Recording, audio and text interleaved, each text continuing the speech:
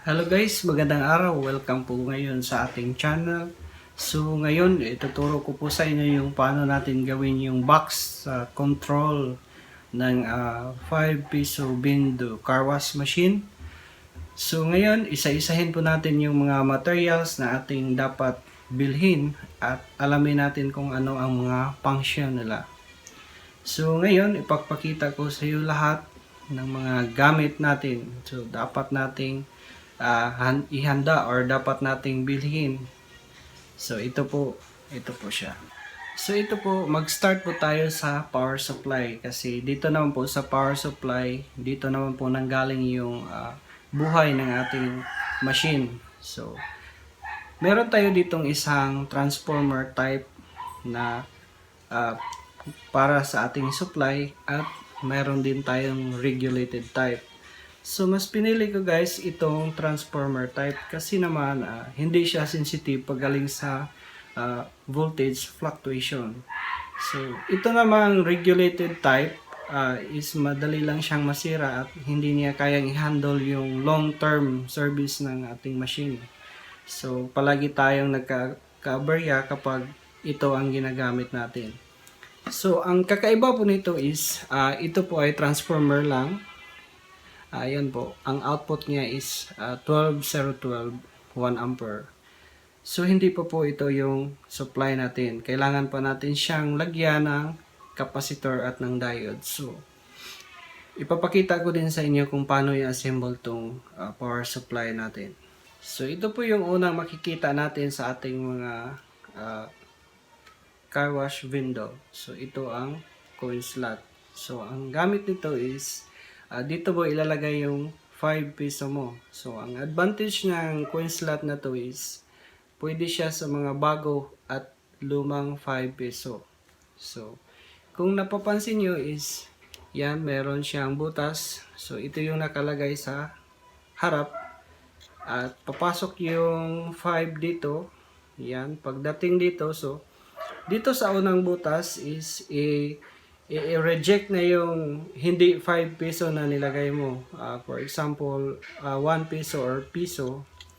So, ang piso is, dito lang sa butas na to is nahuhulog na siya. So, napunta siya sa box mo, pero hindi siya na-count. So, yan po ang mangyayari. So, pagdating naman dito sa baba, yan, hanggang dito sa may sensor niya. So, dito po niya dinidetect yung 5 peso natin. So, yan. Pag hulog natin dito ng 5, so, aabot yan hanggang dito sa ilalim.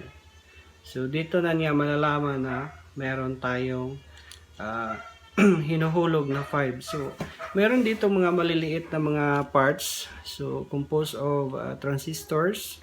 Siya po ang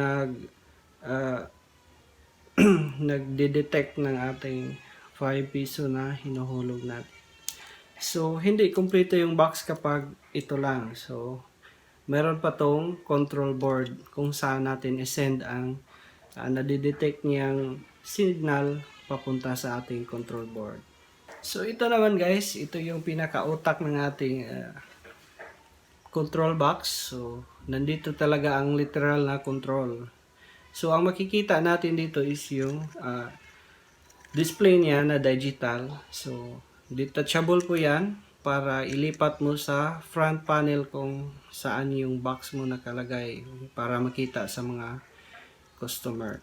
So, ito pong board na to is dito po natin pinaprocess yung paghulog natin at ilang minutes ba po yung dapat nating ipaandar sa ating makina. So kung nakikita nyo itong mga switch na maliit, dyan po natin ina-adjust yung mga minutes na sa bawat hulog natin. So, ganyan po siya ka-importante. So ngayon, naka-adjust po siya sa 3 minutes. Ang count sa isang hulog is 3 minutes yung kanyang time na ibinibigay sa ating motor. So, dito naman sa may taas is ito po yung relay niya. So, yung relay na yan is hindi yan kayang magpaandar ng malalaking motor. So, papakita ko din sa inyo yung malaking relay na ating ipalit dito para kaya nating paandarin yung mga malalaking motor. So, dito naman sa gilid is may buzzer po siya. So, itong buzzer na to is siya po ang nagtutunog or nagbibigay signal na malapit na yung oras mo or kailangan mo nang maghulog pagdating ng 10 seconds pababa bago mag-shutdown yung makina. So, yan po ang mga wires niya is papunta po dito sa sa likod itong display niya. So, itong mga wires na to is papunta sa ating power supply, yung pinakita ko pong transformer sa inyo. Yan. Ipapakita ko din yung buong pag-assemble nito pag nagawa na natin yung box. So, at ito naman yung patungo sa relay natin. Yan po. So, regulated po siya. Nakakasiguro po tayo na yung voltage na papasok dito is hindi talaga siya mag-overvolt kasi meron siyang built-in na regulator. So, ito po ang isa sa magandang design ng timer natin. So, ito po ay pinaka-importante sa ating control. So, ipapakita ko din sa inyo guys kung paano natin i-connect yung lahat ng wiring na to. So, ito po ang relay na ipapalit natin sa ating relay na maliit. So, kaya nga natin papalitan ito is maliit lang po siya. So, ang output ng relay na to is ilalagay natin dito sa malaking relay para kaya niyang i-handle yung mga malaking amperes or wattage ng ating motor. Kasi yung motor natin is I think it's 1.5 horsepower. So, sobrang bigat po yun na i-switch sa mga maliliit na relay is hindi po niya kayang ipaandar yun. At kung kaya man is masusunog din sa huli. So, lagyan na natin ng malaking relay. So, itong relay na to is separate po siya. Supply voltage po nito is 12 volts po. So, lahat ng voltage na ibibigay natin sa ating buong circuit is 12. Kaya pinili po yung transformer natin na ginagamit is 12-012 at 1 ampere. So, itong relay na to, siyempre wala siyang mga connection dyan. Hindi siya plug and play. So, ilalagay natin dito sa universal PCB. So, yan po. Ang maraming mga butas na kalagay dyan. So, lagay natin siya dyan para doon natin i-rewire or mag-wiring na natin siya patungo sa ating motor. So, yan po guys. So, ang sunod ko naman ding ipapakita sa iyo is itong control ng tubig. So, ito po ay hiwalay na po yun sa ating control box. Hindi na po yun kasali sa loob. So, saan mo ba ilalagay itong control ng tubig? So, syempre doon sa drum or sa anong bagay, tangke na ilalagay mo yung imbakan ng tubig para sa iyong machine. So, ang trabaho nito is ganito po siya. Lagyan po natin siya ng kaniyang mga parts. Ayan, simple lang pong proseso nito. Pero, very useful po ang floater na ito. So, yan. May bula siya. So, ang mangyayari po is ganyan. Ito po ay nasa labas ng drum. So, dapat itong side na to is nandito yun sa loob. So, yan. Halimbawa is kung walang tubig is bababa talaga yung bula. Kasi walang tubig. So, ang mangyayari is dadaan ang tubig dito kasi hindi nakasara yung kaniyang parang lever niya. So, yan. So, simple lang po ang proseso nito. So, pagdadami na ang tubig sa drum, siyempre aangat itong bola na to. Yan. At unti-unti ring magsasara yung valve niya. So, yan po. magsasara po yung valve sa loob. So pag angat ng tubig ng ganyan, sirado na po siya. So wala nang tubig na papasok sa drum. Yan, safe na po tayo dyan. So pagbaba naman ng bola, ito po. Yan. So meron na naman tayong supply ng tubig. So automatic na po siya. Wala nang hassle po. Sa tangke natin, pag napuno, automatic magsarado. Pag walang tubig, automatic din na magbibigay ng tubig. So ganyan po kaimportante ang floater na to. So I hope naintindihan niyo po yung aking explanation. At proceed tayo sa ating pag-assemble ng ating control box. At ipapakita ko sa inyo yung mga connection natin.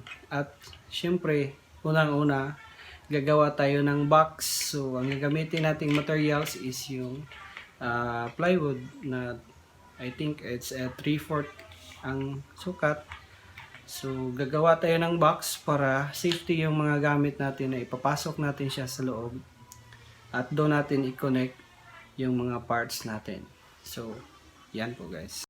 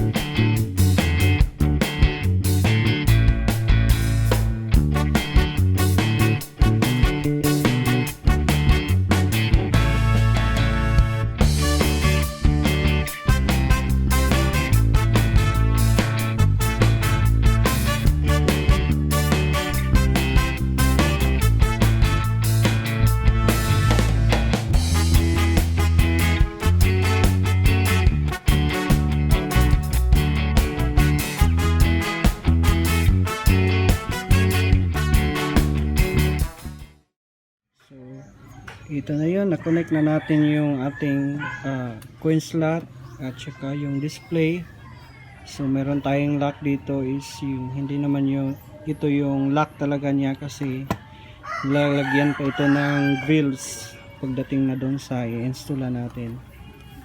So yan po. So dito sa loob natin is makikita nyo itong dalawang metal na ito.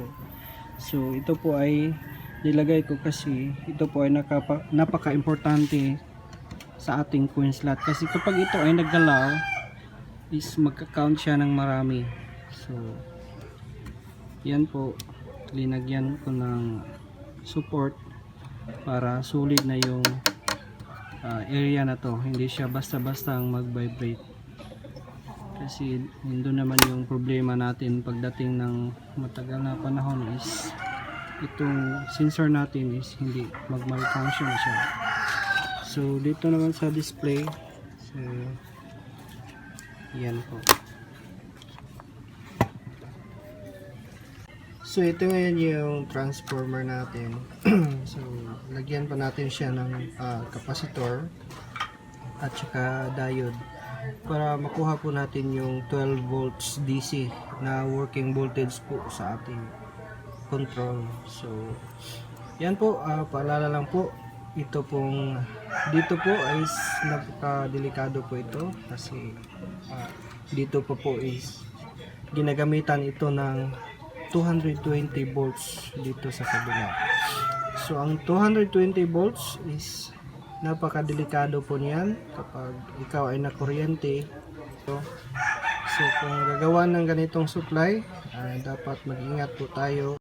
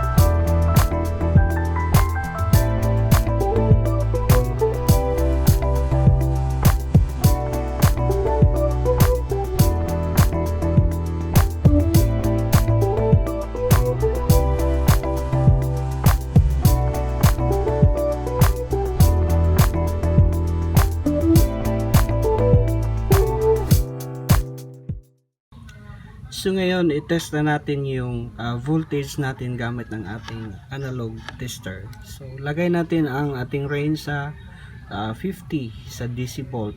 So dito po siya. So tingnan natin kung ilang voltahe na ba siya. So yan, may reading tayo na almost 14 volts. So meron tayong na reading na 14 volts. So wala pa siyang load, kaya medyo mataas. Pag nakaload na tayo ng ating gamiting mga board is bababa yan ng konti, babalik yan sa 12. So okay na po yung supply natin. So ngayon ilalagay na natin yung ating control. Ito yung susunod na i-connect natin para mabuo na itong ating control box.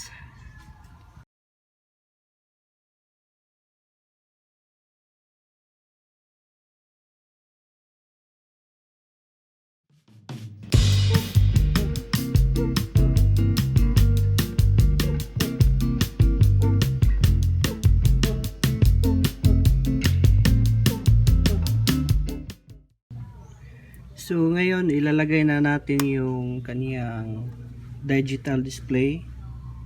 So ito po ang wire niya at dito po ito nakasaksak.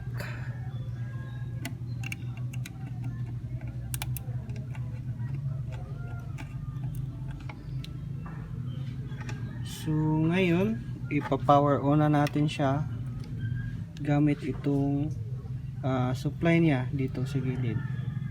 So tingnan natin. Yan, tumunog. So meron na tayong display sa ating, so yan, may 0, i-off.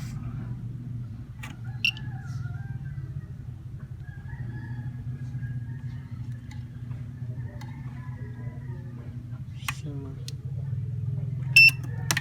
yan po. So meron na tayong display. So gumagana na yung display niya na digital at naka-on na rin yung board natin kasi yung relay is nag-click na rin siya.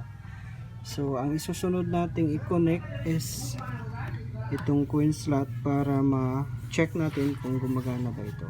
So pakita ko sa inyo yan. So ngayon guys, dito naman tayo sa kanyang relay. So ito pong relay na to is, ito po ay mag-switch sa ating motor. So ito po ay kailangan na malaki siya. So ilagay natin dito siya sa PCB para ma-mount siya natin ng maayos.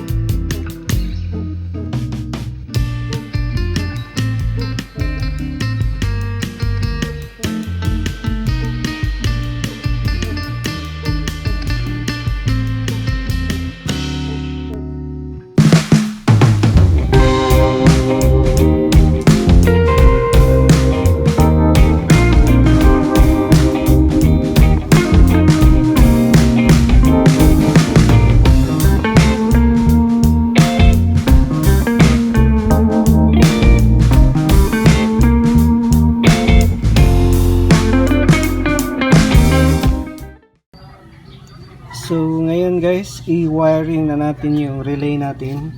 So dito sa section na ito is kailangan na natin yung mga malalaking wire gaya nito kasi nandoon na po yung connection para sa ating motor. So kailangan na po siya ng malaking wire para hindi masunog po. So yan po ang ikakabit na natin ngayon.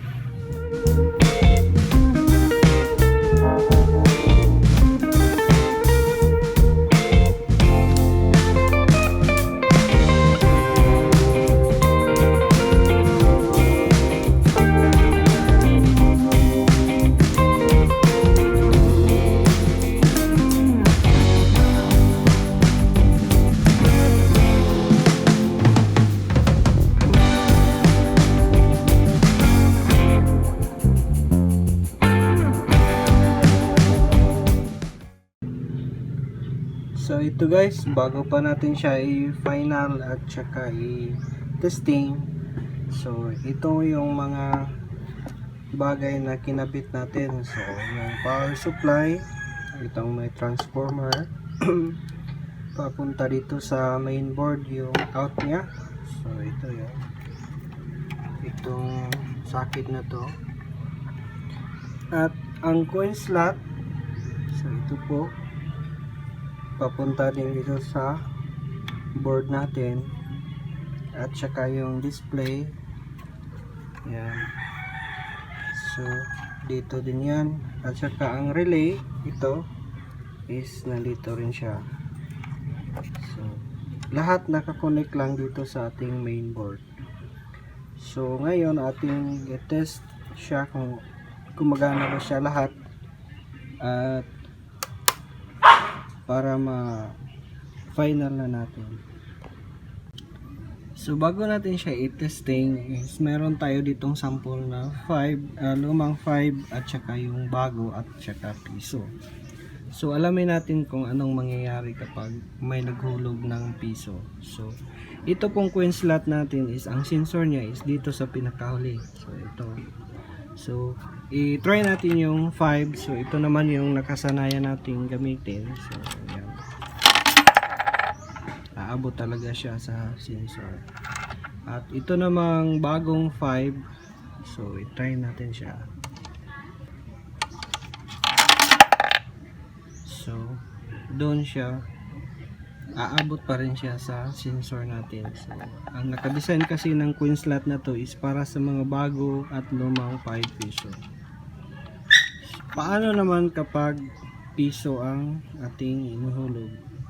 So tingnan po natin kung anong mangyayari. So kung piso ang ihulog ay, so hanggang dito lang siya sa unang butas, hindi siya makarating dito sa ilalim kasi ang piso is maliit. So ayan, so hindi siya makounted pero nahulog siya sa box mo. So ganon ang mangyayari kapag piso ang nilagay. Yan, so alam nyo na yan guys. So ngayon i-testing na natin siya at sana ay mag-work na ito para ma-serve na natin ito sa ating customer. So ngayon guys, i-testing na natin siya at i-try na natin siyang i-check lahat ng mga functions niya. So ngayon isasak na siya natin. So yan po ang unang display niya at may nag-beep na buzzer. So yan na po, naka-on na po yung board natin. Ang susunod nating i-check kung gumagana ba itong ating coin slot. So ang display natin is yan po ang normal na display niya, 00. So nakaset po natin ngayon sa 3 minutes. So try natin siyang hulugan. So yun, nag-count na siya at saka nag-work na rin itong ating coin slot. So yan na po, kulang pa siya sa yung mga wire natin para ma-final natin, pero nag-work na po yung time niya at saka yung coin slot. So isusunod natin i-check or i-test is itong ating malaking relay, kung ito ba ay nag-function. So ngayon ating isusunod itong bagong 5 peso. So yun, nag-add siya ng 3 minutes kasi continuous naman yung count niya. Kapag marami kang inihulog is magko-continue lang yung time niya. So yan po ang advantage ng timer na ito. So ang isusunod nating i-test is itong relay natin. So yan.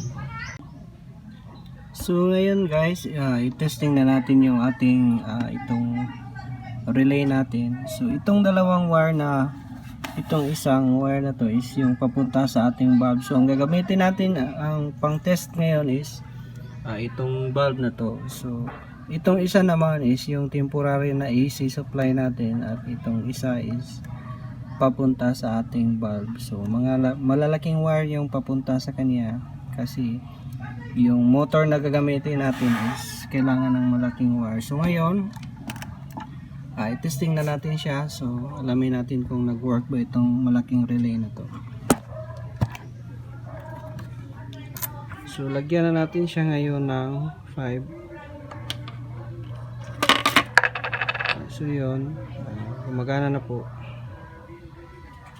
So nag-count na po yung timer natin. So okay na po yung relay natin, at atin mo nang ayusin yung mga wiring natin sa loob para hindi naman yan, so para maganda naman tingnan. So at least okay na yung relay. So yan, may ilaw na po siya.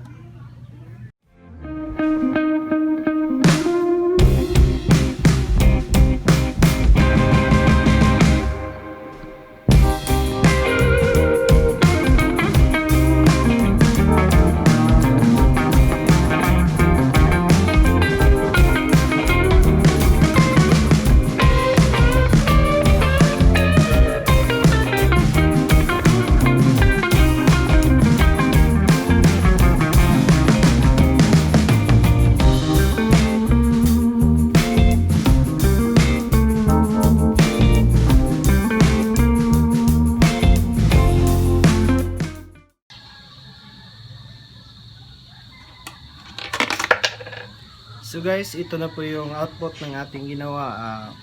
So ito po ay gumagana na sa ngayon, at hindi pa tayo dito tapos kasi ipa-install pa ito sa area kung saan yung may nagpagawa sa atin ng box. So I hope nakatutulong ako sa inyo sa pag-guide ng mga wiring niya, at careful lang tayo doon sa may supply na area, kasi sa transformer natin is 220 volts yung hinahawakan natin. So dapat naka-off yung ating source para hindi tayo makuryente. So ito pong box na to is ready to deliver na po, at ipapakita ko din sa inyo kung paano natin i-connect sa mismong actual niya na area kung saan siya natin ikakabit. So ito siya guys. Hello guys, magandang araw. So today nasa biyahe na tayo papunta sa area kung saan natin i-install itong car wash natin. So relax muna tayo dito sa magandang view ng lugar na to. So yan, so yan po guys, napakaganda ng view ng lugar na to. So rice field po siya. So yan po ang mga trabaho or ikinabubuhay ng mga tao rito. So ngayon ito na yung machine natin. So ito lang yung the best way of transportation para sa ating lugar, kasi mahirap yung daan. So rough road siya. So ito guys, mga kalahating oras na tayo galing sa ating biyahe, at hindi pa tayo nakarating, at mga 30 minutes pa din yung lalakbayin natin papunta doon. So yan po, at go na po tayo.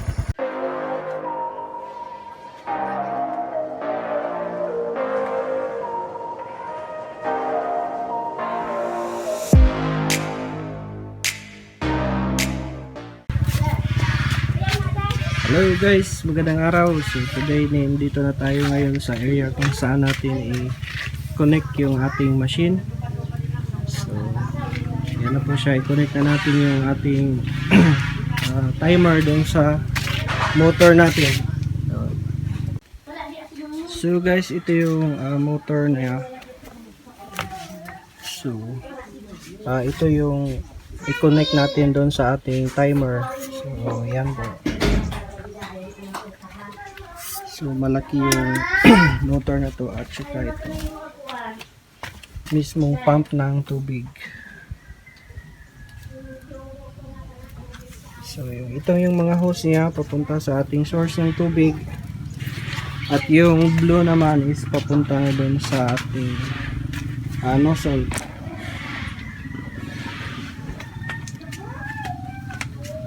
So atin na siyang i-connect ngayon. So ito na yung connection natin. So nakabit na natin yung motor at yung supply. So so ito guys, ready to testing na. Ito na yung final setup ng car wash natin.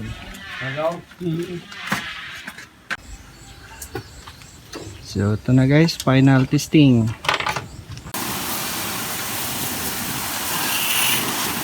So yan na po yung car wash natin, or motor wash, bindo.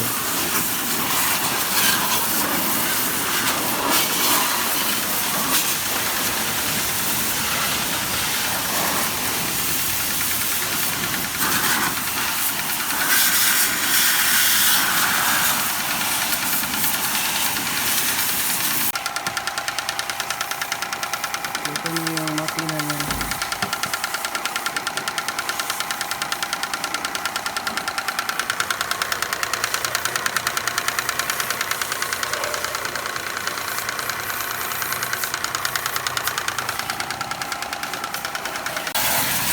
So yan na po guys yung final output ng project natin. So I hope ay makatulong ito sa pag-guide sa inyo kung paano i-set up. Ito naman ay nakabibigay ng serbisyo sa mga nangangailangan ng ganitong kagaya nitong car wash natin. So yun po guys, paki-subscribe na lang yung channel natin. So, marami pa tayong mga projects, DIY projects na ating isusunod. So ito na po yung successful na car wash natin. At yan na po, yan pong nagkawas, yan po yung may-ari niyan. So siyempre unahin niya yung motor niya. So yung machine natin is working na.